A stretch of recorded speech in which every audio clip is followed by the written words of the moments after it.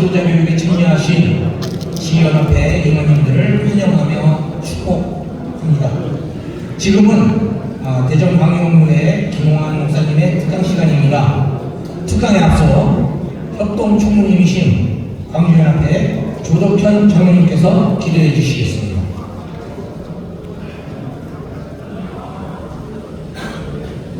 거룩하고 존귀하신 하나님 아버지, 여기까지 인도하신 하나님의 은혜를 감사드리며 하나님을 찬양합니다. 죽기까지 십자가에 달리신 예수 그리스도를 찬양합니다. 성령 하나님, 이곳에 임재하셔서 오늘 시작되는 특강일부터 마치는 시간까지 은혜 내려 주시옵소서. 하나님 아버지, 김홍환 목사님을 모시고 특강일 시간을 갖습니다. 아버지 하나님, 성령님께서 붙들어 주셔서 성령 충만하게 하시고 말씀 전하는 자 입술을 주장하셔서 은혜와 말씀이 풍성하도록 인도하여 주시옵소서. 듣는 우리 각 지교회로 돌아가서 주투들이 되게 하시고 기둥들이 되게 하시옵소서. 아버지 하나님, 새벽부터 강화하였습니다. 우리가 연합하여 지연합회를 섬기게 하시고 전국 연합회를 섬기게 하셔서 각자의 처한 위치와 직분과 직임에 따라 주님의 몸된 교회를 세워가는 우리 모두가 되게 하옵소서.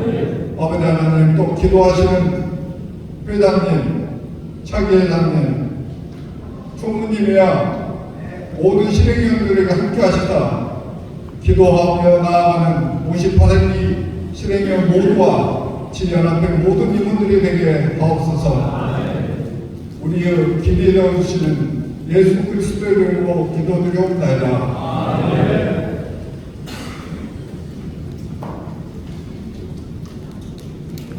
잠시 강사님 소개 올려드리겠습니다.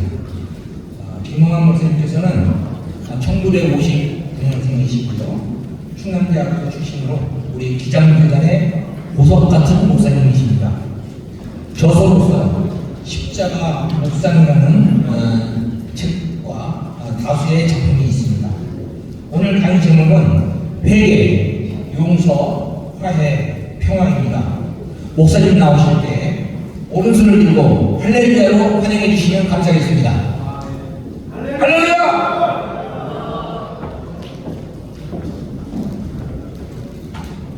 반갑습니다. 김홍환 목사입니다.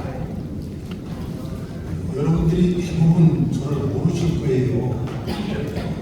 그죠? 네. 제가 이렇게 여러분들 앞에서 이게 처음입니다. 저는 강리교 신학을 했어요. 그리고 기장 목사가 됐습니다. 기장 목사 된 지 30년 됐어요. 그런데 감리교에서 감리교 신학학으로 왔으니까 감리교에서는 잊혀진 분이고 우리 기장에서는 불러온 분. 총회에서는 총대를 한 번도 안 했어요. 총회 석상에 총대로서 와본 적이 없습니다. 노회에서도 노회 임원 한 번도 해본 적이 없어요. 그래도 이제 제가 대전에서 왔으니까 대전에서는 그래도 아는 사람들이 있는데 대전 밖을 나가면 거의 모릅니다.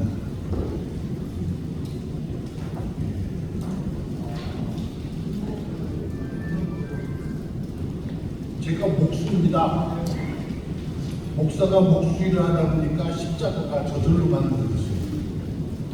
그래서 십자가 목수가 되니까 조금 사람들이 알아요. 여러분 중에서도 저를 아는 분들은 십자가 목수입니다. 제 얘기는 이만큼 하고 이제 본론으로 들어가겠습니다. 사람의 삶은 어떻게 살았든지 어떻게 살아왔든지 어떻게 살아갔든지 사람의 삶은 예수입니다. 예수는 다 한이 들어 있어야 예술이 돼요. 한이 들어 있어야 예술이 된다. 그래서 인생은 예술이다. 근데 한이 들어 있다라는 얘기는 뭔가 하니 삶이 처절하다는 얘기예요. 삶이 처절한 인간들의 삶의 이야기들은 인간들의 이야기만 가지고는 해석이 안 됩니다. 그래서 신을 끌어들여요. 그래서 신에게 묻고 신에게 도전하고 신하고 흥정하는 것이 중요해요. 처절한 삶의 얘기가 인간들의 생각으로 해석이 된다면 굳이 신하고 굳이 종교가 필요 없는 거다. 그리스의 소포클레스라는 사람이 오이디푸스 왕이라는 그리스 비극을 썼어요. 그럼 오이디푸스라는 이름을 들어보셨죠? 오이디푸스 콤플렉스 그런 말이 있어요. 그 오이디푸스가 어떤 사람인 거 아니? 어렸을 때 신탁을 받아요. 그 부모가 받아요. 너희들이 난 자식은 애비를 죽이고 지 애비를 아내로 맞이할 것이다. 아주 끔찍한 얘기 아닙니까? 그래서 그 아이를 낳았어요. 낳고서 어떻게 할 수가 없으니까 시종을 시켜서 갖다 죽여라. 근데 그 시종이 갖다 죽이러 갔는데 차마 죽일 수가 없어서 그냥 나무에다 매달아 놨어요. 죽었지? 그랬더니 어떤 그 양치기가 그 아이를 발견하고서 그 아이를 데려다가 다른 나라에 이렇게 해가지고 그 나라의 왕이 또 왕과 왕비가 마침 아이가 없으니까 거기다 주어서 그 집에서 자라났어요. 이 오이디푸스라는 말 뜻이 부은 발이라는 뜻입니다. 발을 묶어가지고 매달아가지고 발을 툭툭 모았다. 그 아이가 장성을 했어요. 장성을 해가지고 여행을 갔는데 여행을 가다가 어떤 산 속에서 산길을 해서 이렇게 비켜나갈 수 없는 그 길에서 어떤 사람을 만났어요. 거기서 시비가 일어났어요. 서로 비키라고. 시비가 심하게 일어나서 이 오이디푸스가 그 사람을 죽여버렸어요. 그러고서 이제 갈 길을 갔어요. 그래서 어느 나라의 입구에 이렇게 다다랐는데 그 나라의 입구에 스핑크스라는 괴물이 있어요. 수수께끼를 냅니다. 수수께끼를 못 맞추면 죽이고 잡아먹고 알면 살려줘서 보내는데 이전까지 안 살았기 아무것도 없어요. 스핑크스가 내는 수수께끼. 아침에는 4발, 점심 때는 2발, 저녁 때는 3발 먹었던 동물이 뭐냐? 오이디푸스가 다 대답을 합니다. 사람이다. 아침에는 키워다니기 아기들, 장성에서는 돌아다니고, 늙어서는 지팡이들. 그래서 그 스피커스 괴물이 그 대답을 듣고는 자살을 했거든요. 오이디푸스가 거기서 딱 그 도시로 들어갑니다. 그 도시에서 오이디푸스를 반겨. 그 무서운 스핑크스는 죽였다. 그래서 왕도 삼아요. 근데 그 왕비가 너무너무 이뻐. 우리나라에 왕이 있었는데 왕이 죽었다. 왕이 홀로 계신데 네가 우리나라의 왕이 되어라. 그 왕비가 그렇게 젊고 예쁜 이유는 나이가 많이 들었으면 있는 거야. 하르모니아라는 목도리를 찾고 있어요. 그거를 찾고 있으면 영원이죠. 신화의 얘기예요. 자, 이 오이디푸스가 죽인 사람이 누군가의 자기 아버지였어요. 지금의 그 왕후가 자기 어머니예요. 그걸 모르고 결혼을 했어. 자식들을 낳았어요. 아들도 낳고 딸도 낳고. 근데 여차 해서 그것이 밝혀졌어요. 오이디푸스는 너무너무 그냥 충격을 받았어요.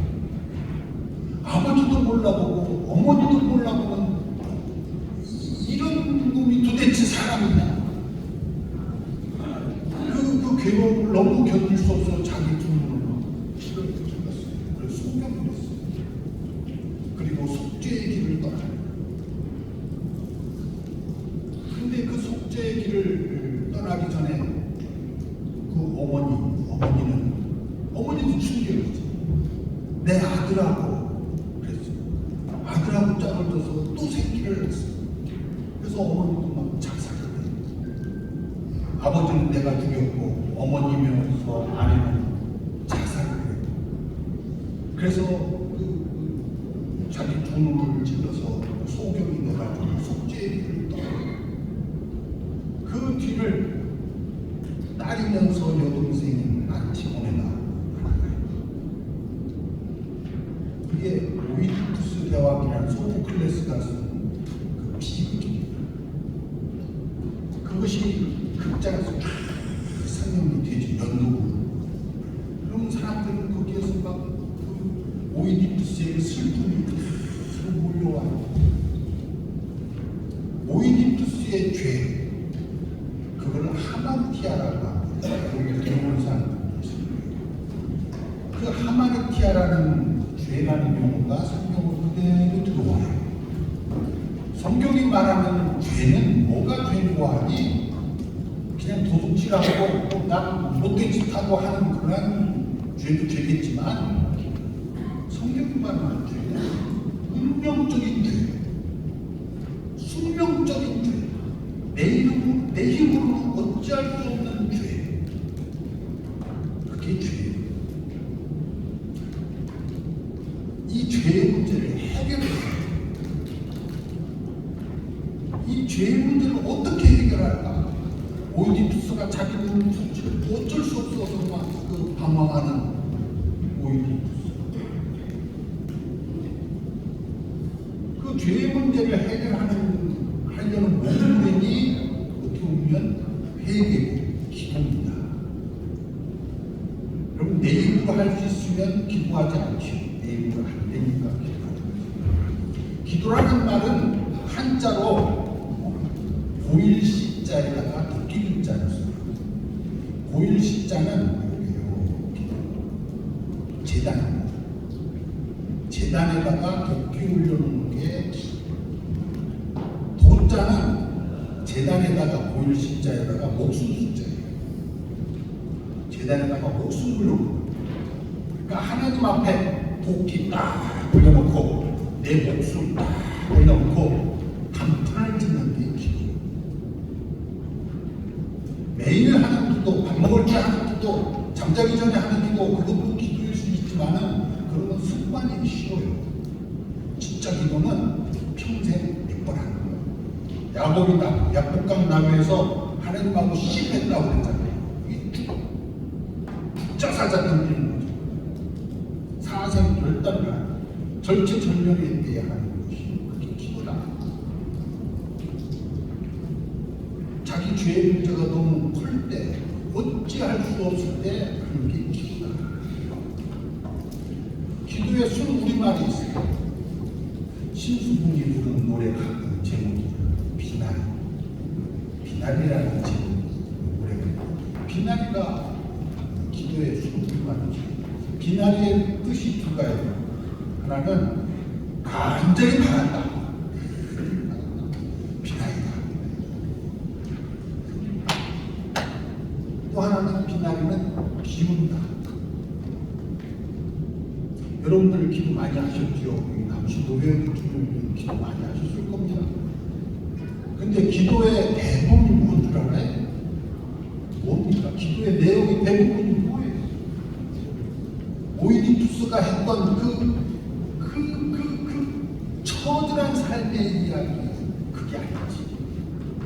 그것도 있을 수 있지만 대부분의 우리의 기도는 간단한 부자 되게 해달라, 병 고쳐달라, 내 자식 좋은 대학 들어가게 해달라, 좋은 삶, 좋은 며느리 없게 해달라.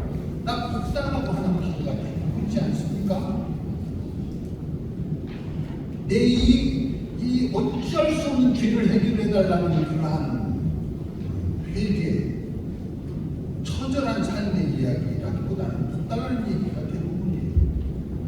그래서 기도를 하다 보면, 진짜 기도를 하다 보면 기도하는 이가 알아요. 내가 하는 하나님께 하는 기도가 사실 내 욕망 채워달라는 기도네. 그래서 그걸 알게 됐을 때 기도를 접어요. 기도를 그만하고 기도를 중단합니다. 우리의 삶에 이 욕망을 채워달라는 기도에는 하나님이 응답하지 않아요. 누가 응답하냐? 사탄이 응답하죠. 내가 내 기도를 들어줄 테니 내 영혼을 내놓아라.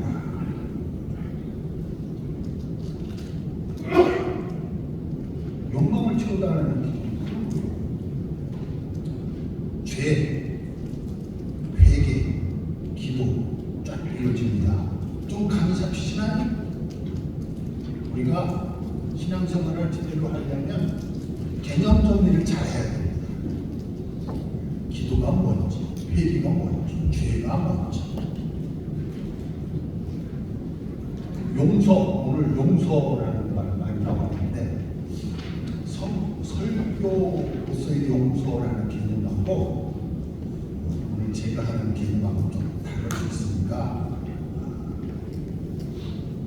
용서, 여러분 용서할 수 있어요? 우리 권장님 용서한다고 그래요. 누가 나에게 엄청난 해를 가했어. 내 자신을 누가 죽였어. 이렇게. 그래서 내가 용서하마. 내가 용서하면 용서가 되는 겁니까? 나는 용서했다고 할지라도 하나님이 용서 안 할걸? 나는 용서했다고 하더라도 국가는 용서 안 할걸? 그를 잡아다가 감옥에 집어넣을 거예요. 그러고서 국가한테 내가 그러지, 아니 내가 용서했습니다 하면, 네가 네 자식이 너냐? 내 자식은 개별적인 인격체예요. 내가 용서한다고 해서 그 사람의 죄가 용서되는 게 아니라 국가는 용서를 안 해줘요. 하물며 하나님이 용서해 줍니까? 하나님이 안 해줘요. 우리가 용서라는 것은 대부분 내가 용서를 해야 되겠다 할 때는 원고하니 내가 너무 힘들어서, 내가 그를 계속 미워하고 복수하려고 하더라도 내 인생이 망가질 것 같아. 내 인생이 망가지죠. 그래서 포기를 하는 거죠. 복수를 하고 싶은데 보니까 그 사람은 밑에는 뭐 검찰총장이야, 그 사람은 경찰청장이야, 그 사람은 재벌이야. 내가 복수할 수가 없어요. 체념을 하지. 용서하자. 또 어떤 경우는 진짜 내가 힘이 있어. 복수하려고 가서 보니까 이 새끼가 그냥 위암 3기야. 죽으려고 베베베베베거려요. 너무 비참해. 복수할 가치 있네. 내버려두지. 이런 걸 용서라고 할 수 있을까? 우리는 용서할 수가 없어요. 용서할 능력도 없고 자격도 없어요. 근데 정 용서를 하겠다 하면은 어떤 게 용서인 거 아니? 네가 받을 죄값 내가 대신 주겠다. 네가 받을 죄값 내가 대신 치르겠다는 게 용서입니다. 어떤 어린아이가 있었어요. 구멍가게 갔어요. 사탕이 너무 먹고 싶어요. 주머니에는 돈이 없어요. 꼴딱 집만상 기다가 아이가 꾀를 냈어요. 아저씨, 우리 엄마가 돈 준대요. 사탕 주세요. 왜? 준거 없이 아저씨가 주네. 두 번, 세 번, 네 번 계속됐어요. 아, 엄마 이름만 팔면 그대로 잠깐. 근데 좀 불안해. 어느 날 아저씨가 엄마 오라고 그래. 많이 밀렸다. 이 걱정 못해서 밥도 먹기가 싫어. 잠도 못 자겠어. 머리도 지근지근한가요? 내가 싫은지 말아요. 그걸 엄마가 너 왜 그러니? 무슨 걱정이? 아니, 걱정하지 마. 엄마는 다 용서해줄게. 아이가 어쩌고 얘기했어. 엄마가 그래? 알았어. 걱정하지 마. 엄마가 용서해줄게. 엄마가 해결할게. 내 머리아프면도 삭살해주고 병맛도 돌아오고 이제 아저씨 봐도 안 무서워. 아이는 해결됐어요. 죄의 문제가. 그러면 없어졌어요? 사탕값은 여전히 남아있어요. 엄마가 갚아요.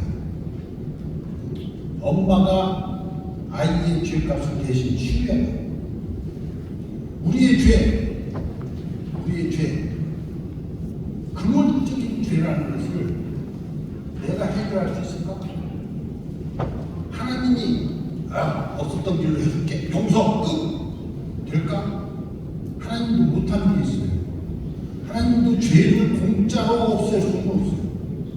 엄마가 사탕값 내줘야 되는 것처럼 하나님이 죄값 치료해야 된다. 그래서 하나님이 육신을 입고 세상에 오셔서 십자가에 달렸다. 이게 기독론이에요. 이게 신앙이에요. 에너지 모든 측면 법칙이 한계요. 죄도 죄값을 우리가 치료해야 된다. 억울하지, 불공평하지. 성경에 끊임없이 나오는 주제 가운데 하나가 뭔가 왜 악인이 잘 되고 의인이 고난당하는가? 아니 저 새끼는 사기치고 도둑질하고 마음도 아주 고약하게 쓰고 하는데 잘 돼. 도둑질하면 잘 돼. 아주 나쁜 놈인데 잘 돼. 근데 새끼도 잘 돼. 근데 죽을 때도 보니까 편하게 잘 되고. 근데 저기 저 사람은 정말 너무너무 훌륭한데 할 일만 안 돼. 만들어 놓고 없어. 자식도 없어. 죽을 때도 힘들게 죽어. 불공평하다. 너무너무 불공평하잖아요. 이거 어떻게 해석해야 될까? 왜 악인이 잘 되고 의인이 고난을 받을까? 이게 끊임없는 질문이에요. 그 끊임없는 성경 속의 질문에 답이 있어요. 있는데 우리가 잘 몰라. 눈에 안 들어와. 성경에서 꼭 집어서 얘기를 안 해요. 그게 그게 무슨 대답인지 알아요?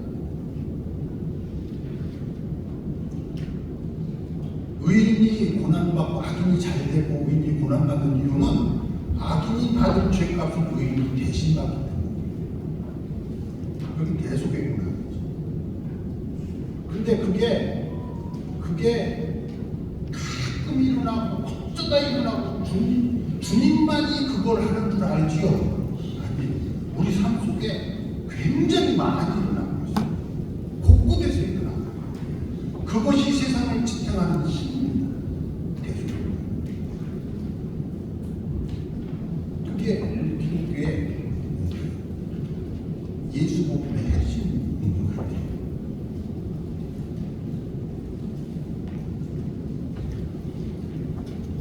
그 용서는 할 수 없어요. 못해요. 용서는 할 수 없지만 용서보다 더한 걸 할 수 있어요. 그게 뭔가 아니 그게 바로 사랑입니다. 사랑이라는 말이 삶이라는 말하고 같은 말이에요. 사랑을 쫙 보면 사랑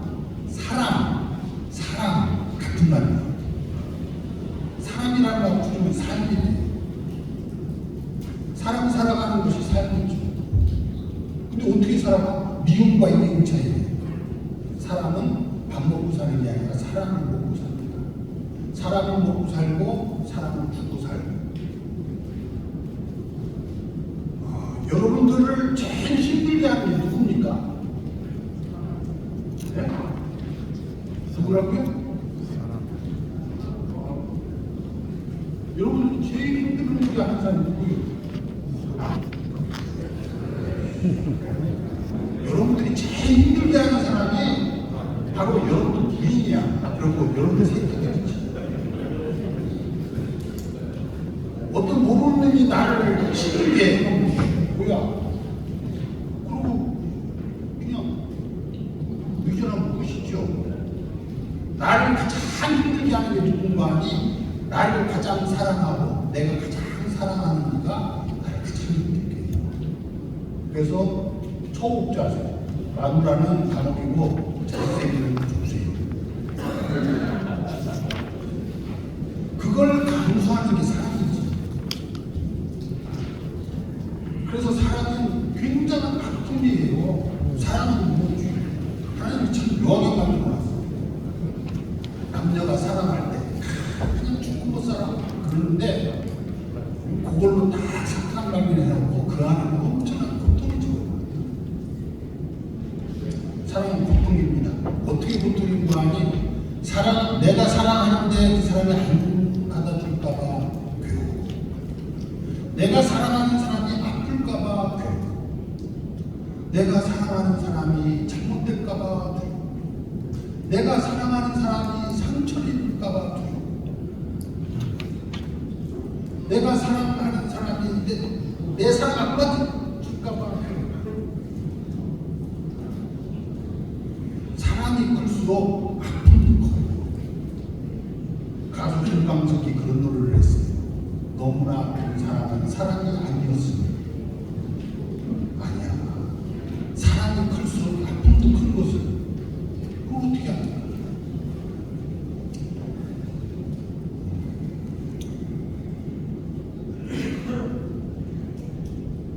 사랑이 커서 아픔도 크다.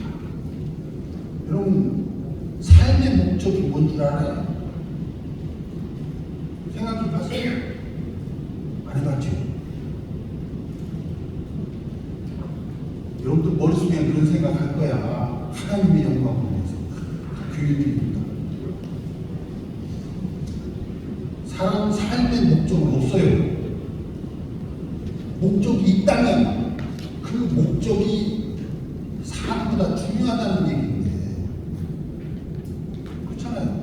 목적이 있다면 도대체 삶보다 중요한 게 어디 있습니까? 그러니까 삶은 그냥 사는 거예요. 삶 자체가 목적이다. 사랑의 목적이 있어요? 사랑에도 목적이 없어요. 사랑은 그냥 하는 거예요. 굳이 목적을 하나 굳이 애써서 찾아본다면 왜 사랑하느냐? 손해보는 거. 내가 기꺼이 손해보겠다고 할 때 사랑이 가능해요. 여러분 신앙생활 왜 합니까? 오늘 작가 보면서 장로님하고 그런 얘기인데 다른 모임들, 여러분들 다른 모임들 많이 하잖아요. 거기 가면 다 덕불라고. 근데 요 신앙인들의 모임은 다 손해보려고. 다 여러분에게 내놓으려고. 봉사하려고. 그렇잖아요. 여기 오면 덕불려고 왔어요? 근본적으로 손해보려고 하는 게 사랑이고 근본적으로 손해보려고 하는 게 신앙생활.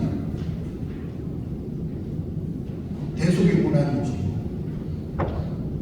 근본적으로 손해보려고 사랑하는 사람들 때문에 세상이 유지되고 가정이 유지되고 사람이 유지되고 근본적으로 손해보려고 하는 사람들 때문에 교회가 유지되고 교회가 하나님의 나라가 되는 겁니다. 왜 아동이 잘려도 의인이 고난받을까? 그거를 제가 동화로 썼습니다. 제가 동화 작가예요. 재주가 많아요. 제가 십자가도 잘 만들고 그리고 저 뒤에 있는데 하나씩 가져가시죠. 또 모자랄 겁니다. 제 십자가, 김호환 목사 십자가 창작소에서 났으니까 한번 가져가시고, 제가 동화를 썼는데 왜 악인이 잘되고 의인이 고난 당하는가라는 것을 염두에 두고 동화를 썼어요. 이 동화 좀 읽어주고 마치겠습니다. 동화입니다. 10곡을 봤습니다. 이거 보지 마시고 귀로만 들으세요. 다시 살아나는 연필. 옛날 어딘지 모르는 어느 산골 마을에 작은 교회가 있었습니다. 그 교회는 목사님도 없고 전도사님도 없는 교회였습니다. 그 마을에 교회가 소개된 것은 더 옛날 어떤 전도자가 그 마을에 와서 집마다 다니며 열심히 예수님의 가르침을 전파하며 소개되었습니다. 그때 그 가르침이 해괴하다는 동네 어른들의 말씀에 마을 청년들이 그 나그네를 잡아다가 두들겨 패고 반쯤 병신을 만들어 마을에서 쫓아냈답니다. 그 후 몇몇 사람들이 몰래 만나서 그 나그네가 죽어간 성경 말씀을 읽고 기도하고 하였지. 그래서 교회가 시작되었습니다. 그런데 사람이 너무 적어서 그 교회는 목사님을 모시지 못하여 가끔 읍내교회 목사님께서 오셔서 설교해 주시곤 하였습니다. 목사님께서 오실 때는 교인들이 마치 임금님이라도 오시느냐 정성을 다하여 준비하고 기다렸습니다. 그 마을에는 면피로와 덕배가 살고 있었습니다. 두 사람은 너무 가까운 동무였습니다. 성격도 비슷하고 외모도 비슷해서 모르는 사람이 보면 마치 형제간이나 쌍둥이처럼 생각할 정도였습니다. 그런데 두 사람에게는 큰 차이가 있었습니다. 명필은 열심히 교회에 다녔고 덕배는 교회에 다니지 아니하였습니다. 아무리 명필이가 덕배에게 교회에 가자고 해도 덕배는 그것에 대해서는 바위덩어리처럼 완고했습니다. 명필이가 교회에 열심히 다니면 다닐수록 덕배는 그의 반비례해서 교회를 멀리했습니다. 시간이 갈수록 더욱 심해져서 덕배는 명필이가 교회에 가는 것을 방해까지 하였습니다. 명필이가 교회에서 예배하는 동안에 덕배는 밖에서 뻐꾸기 소리를 내면서 명필이를 불렀습니다. 그 소리는 덕배가 내는 소리라는 것을 명필이는 물론 동네 사람들도 다 알았습니다. 명필이는 몇 번은 덕배의 도움에 못 이겨서 예배 도중에 자리를 뜨기도 하였습니다. 그러던 어느 날 모처럼 읍내에서 목사님이 오셔서 예배를 드리고 있는데 그날따라 덕배의 뻐꾸기 소리는 더욱 크고 집요하게 호흡됐습니다. 명필은 덕배의 호출을 무시하고 목사님의 설교를 듣는데 몰두하고 있었습니다. 화가 난 덕배는 드디어 일을 저지르고 말았습니다. 명필을 빨리 나오라고 던진 작은 돌멩이에 그만 예배당 밀찬이 박살이 나고 말았습니다. 그 후로 명필과 덕배의 구전에는 큰일이 가기 시작했습니다. 사람들이 덕배를 보는 눈치도 뽑지 않았습니다. 교회에 다니지 않는 사람들도 덕배가 너무했다고 생각했습니다. 심지어 어떤 이는 덕배가 귀신 들렸다고까지 하였습니다. 그 일 이후로 덕배는 점점 더 이상하게 변하였습니다. 그 놀기 좋아하고 순박한 덕배가 점점 난폭해졌습니다. 술 마시는 회수도 많아지고 술에 취하면 동네 어른도 불러보는 망나니가 되었습니다. 주일날은 물론 평소에도 예배당 근처에서 어슬렁거리며 예배당을 드나드는 사람들에게 빈정거리고 하였습니다. 여자아이들은 무서워서 혼자 서는 예배당에 출입하기가 어려울 정도였습니다. 덕배를 위하여 눈물로 기도하는 명필의 기도를 하나님은 들으시는지 안 들으시는지. 어느덧 덕배의 얼굴에는 옛날에도 순박함은 사라지고 험상궂만 남아있었습니다. 명필은 덕배의 악행을 속죄하려 하듯이 더욱더 열심히 교회에 다니고 덕배가 저지른 나쁜 일에는 대신 사과하고 변상까지 하였습니다. 이렇게 여러 해가 흘렀습니다. 음력 6월 장만철이 되었습니다. 그의 장만 참으로 지루하고 길었습니다.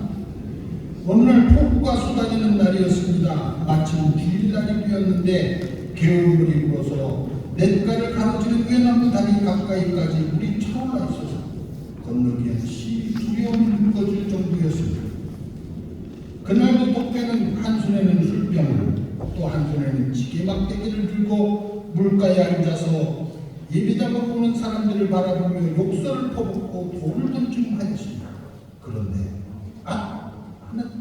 하는 사이에 누가 먼저라 할 것도 없이 두 사람이 물에 빠져 떠내려가기 시작하였습니다. 명필과 덕배였습니다. 둘은 허우적거리면서 사람 살리라고 소리를 지르면서 가파른 계곡물 속으로 빨려 들어갔습니다.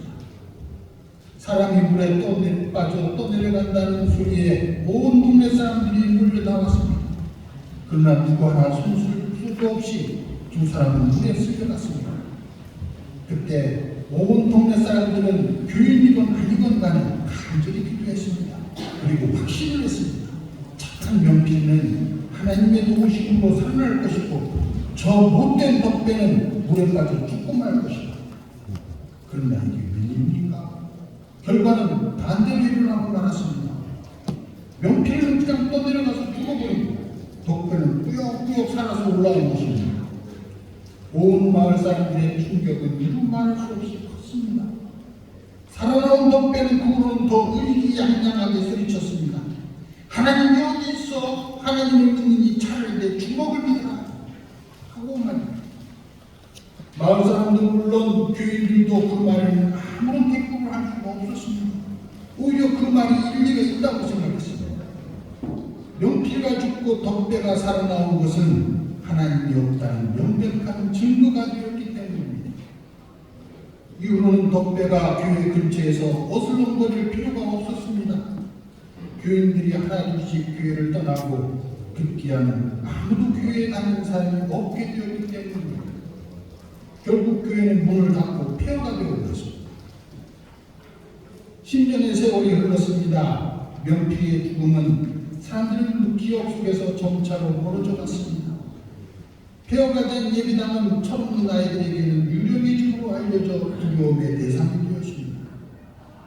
덕배도 더는 망나니가 아니었습니다. 싸울 교인이 없었기 때문입니다. 덕배에게는 아무에게도 말할 수 없는 비밀이 있습니다. 10년 전 물에 빠져 죽어가는 명필에 대한 기억입니다. 덕배가 본 명필의 모습은 마치 전사의 모습과 같았습니다. 덕배를 바라보는 그의 눈은 참으로 안타까워하고 불쌍해서 어쩔 줄 모르는 바로 그러한 눈이었습니다. 그런데 오히려 그 눈빛이 덕배의 자존심을 건드렸습니다.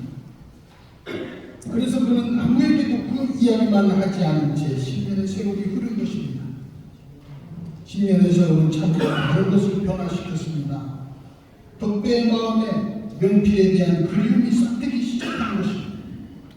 사실 덕배는 명필을 미워할 이유가 하나도 없었습니다. 다만 명필가 자기보다 교회를 더 좋아하는 것이 싫었던 것입니다.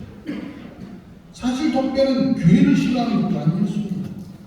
명필이 말고 다른 사람이 강권하였더라면 그도 교회에 다녔을 것입니다. 그러나 명필 외에는 모두들 지나가는 말로만 보냈을 뿐 진실로 그에게 교회를 다니라고 권한 사람이 없었습니다. 덕배는 누군가의 강한 권면을 기다리며 예비당 주변을 서성였습니다. 그런데 그것이 공교롭게도 유리창 사건으로 불거져서 그치게 된 것이었습니다. 덕배는 가끔 명필에 대한 그리움이 억제할 수 없는 슬픔으로 다가와서 굵은 눈물을 한없이 흘리기도 하고 나무하러 깊은 산속에 들어가서는 통곡하며 울기도 하였습니다. 물에 빠져 쓸려가면서 바라보는 명필의 그 연민의 눈이 그대로 덕배의 눈이 되어 폭포수 같은 눈물을 쏟아내었습니다. 덕배는 명필가 믿던 하나님에게 따져 묻었습니다. 하나님, 왜 명필을 죽이고 나를 살리셨습니까? 당신이 진짜 살아계시다면 어찌 이런 일이 있을 수 있습니까? 마땅히 죄가 죽고 명필가 살았어야 되는 것 아닙니까? 덕배는 그 물음에 대한 대답이 있을 때까지 집요하게 하나님께 그것을 따져 물었습니다. 도무지 그 해답을 얻기 전에는 아무것도 할 수 없었습니다. 어느 날 덕배에게 운명의 날이 다가왔습니다. 바로 하나님의 음성을 들은 것입니다. 그것이 꿈인지 생신지 모르겠습니다. 사람의 말소리인지 바람소리인지도 모르겠습니다. 어쨌든 그는 너무나도 분명하고 확실하게 하나님의 음성을 들었습니다. 너는 아직도 그것을 모르느냐? 너 대신에 명필가 죽은 거야. 그 말씀은 덕배와 명필의 모든 수수께끼를 한꺼번에 풀어주었습니다. 아니, 세상 모든 수수께끼가 다 풀리는 말씀이었습니다. 그 후로 덕배는 명필가 그리우면 폐허가 된 예비당으로 갔습니다. 덕배가 예비당에 드나들면서 예비당은 점차로 제 모습을 갖추기 시작했습니다. 그리고는 어느 화창한 봄날 주일 아침 예배당의 종소리가 울려 퍼졌습니다. 일터에서 일하던 사람들은 모두 일손을 멈추고 예배당 쪽을 바라보았습니다. 그리고 하나둘씩 일손을 놓고는 예배당으로 달려가기 시작했습니다. 예전에 교회에 다녔던 사람들은 벅찬 감격에 숨차는 줄도 모르고 달렸습니다. 교회에 다니지 아니하였던 사람들도 호기심에 교회당으로 서둘러 발걸음을 옮겼습니다. 예배당 앞에는 어느덧 마을 사람들이 다 모여들었습니다. 그리고는 눈물이 범벅되어 종줄을 당기는 덕배의 모습을 한참을 넋을 놓고 바라보았습니다. 그때 누군가에게서 간단한 신음소리가 들려왔습니다. 저건 덕배가 아니야. 명필이야. 명필이가 살아서 돌아온 것이야.